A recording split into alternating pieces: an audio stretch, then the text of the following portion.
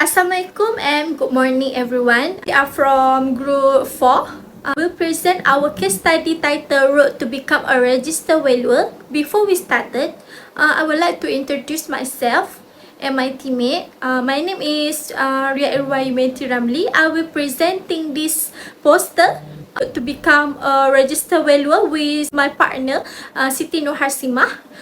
We proceed our poster.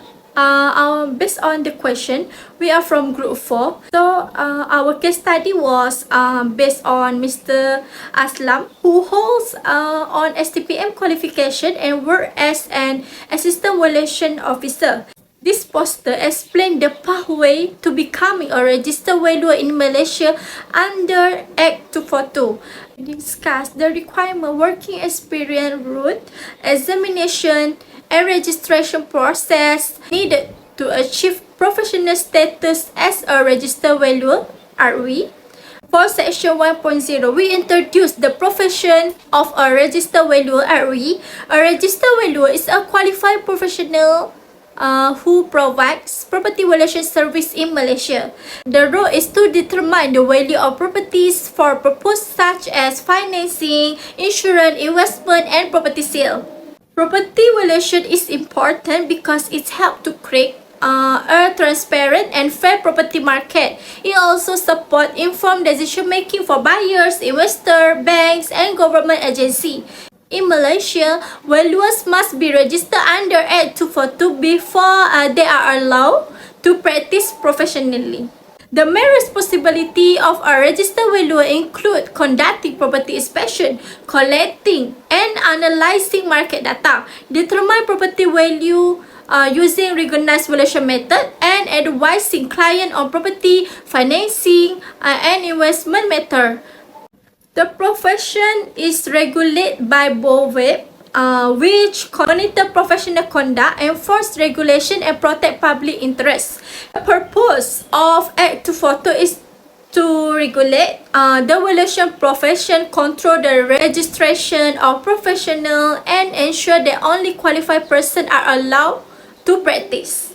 The objective of this study is to explain the role of a registered valuer, identify the academic qualification and professional requirement needed, and analyze the pathway for Mr. Aslam to become a registered valuer. Moving on to the section 2, this case study focused on Mr. Aslam. Mr. Aslam holds an STPM qualification and currently works as an Assistant Valuation Officer (AVO). He is employed at the Department of Valuation and Property Service (JPPH). However, Mr. Aslam does not possess a recognized degree in valuation and estate management. Therefore, he cannot directly register as a registered valuer through the normal academic route. As a result, he must follow the working experience route provided under BOVEP regulation. This route allows him to gain practical valuation experience, develop professional skill, acquire advanced knowledge, and fulfill the competency requirement necessary for registration. By completing the required working experience, professional training, examination, and registration process, Mr. Aslam can eventually become a registered valuer in Malaysia. That's all for me. I will now pass to the next presenter. Next, I will continue with the working experience route for Encik Aslam to become a registered valuer, including the examination, requirement, and Act 242 and BOVEP regulation. The first step is to work as an Assistant Valuation Officer. In this role, Encik Aslam assists valuation officers and registered valuer in tasks such as property inspection, data collection, market analysis, and valuation report preparation. This provides him with basic exposure to the valuation field. Next is gaining relevant valuation experience. This is essential as valuation requirement practical knowledge and judgment. He will involve in residential, commercial, and industrial valuation, helping him understand method and market behavior. The third step is working under a registered valuer supervision. This ensures all work complies with Act 242 and professional standard. The supervisors review his work and guide his competency development. The first step is practical training and logbook maintenance. Encik Aslam must record all valuation tasks complete which serve as proof of experience for BOVEP assessment.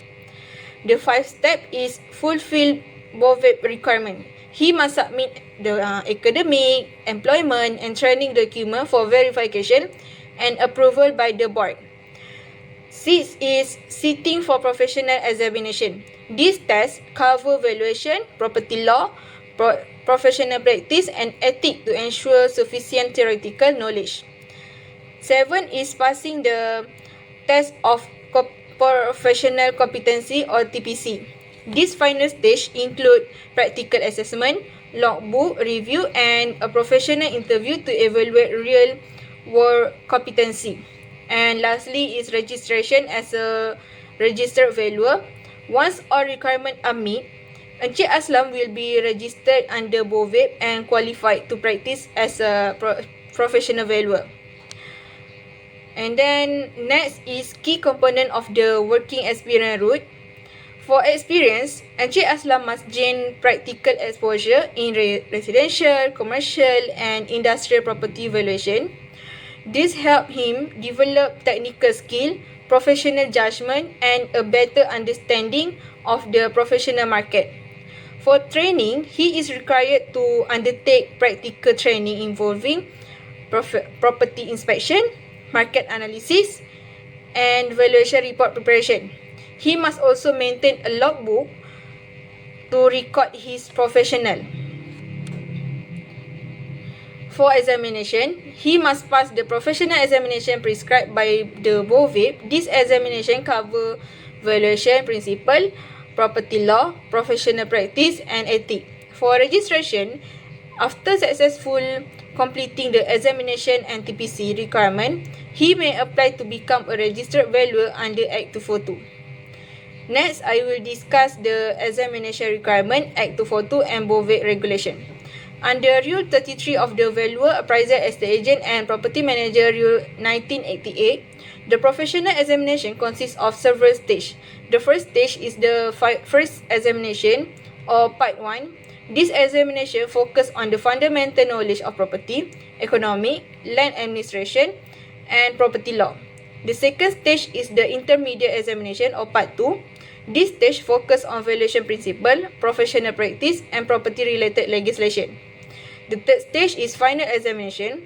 This final evaluate a candidate competency in valuation theory, valuation practice, property law, economic and professional ethics. After passing the final examination, candidate must complete the TPC. The TPC requires candidate to obtain practical experience, complete practical tasks and attend a professional interview. Now, let us look at the role of BOVEP. BOVEP stands for the Board of Valuer, Appraiser and Estate Agent and Property Managers. It is the regulatory body established under Act 242. Its responsibilities including registering professional, approving qualification, conducting examination, issued to ATP, maintaining professional standard and ensure compliance with ethical requirement. To become a registered valuer, candidate must satisfy the registration requirement under Act 242. They must pass the requirement examination, complete practical training and work experience, fulfill all TPC requirement and obtain approval from BOVEP. There are several important sections under Act 242. Section 4 establish BOVEP. Section 5 outline the function and power of the BOVEP. Section 15 relate to the registration of valuers. Section 16 cover the ATP, which is required before a registered valuer can provide professional valuation service. Section 70A provide the legal basis for registration as a registered valuer. Finally, Section 90 regulates valuation practice in Malaysia and ensure that only qualified and authorized individual may carry out valuation work. In conclusion, Encik Aslam can become a registered valuer through the working experience route by gaining relevant valuation experience, completing practical training, passing the professional examination, fulfill the TPC requirement and meeting all registration requirement under Act 242. That's all from us. Thank you.